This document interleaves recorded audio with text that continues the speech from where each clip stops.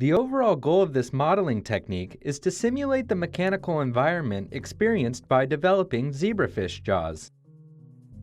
This method can help answer key questions in the musculoskeletal field, such as how do patterns of mechanical load change over time, and how do these loads stimulate cell behaviour. The main advantage of this technique is that it allows us to analyse patterns of gene expression and changes to cell behaviour in the context of the mechanical environment. This method can provide insight into skeletal development.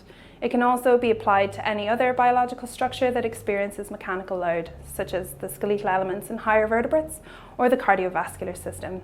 Generally, individuals new to this method may struggle because the terminology and software assume a background in engineering.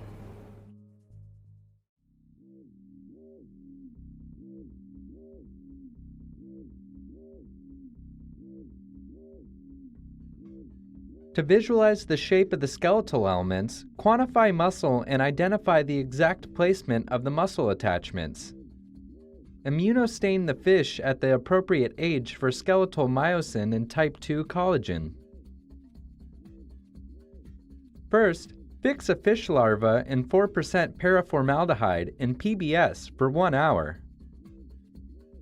Then, wash the fixative off using 2 PBT washes. Next, dehydrate the larva in 50% methanol in PBT for 5 minutes, followed by 100% methanol for 5 minutes. The larvae can then be stored in 100% methanol until needed. When needed, rehydrate the larva in 50% methanol in PBT for 5 minutes. Then, wash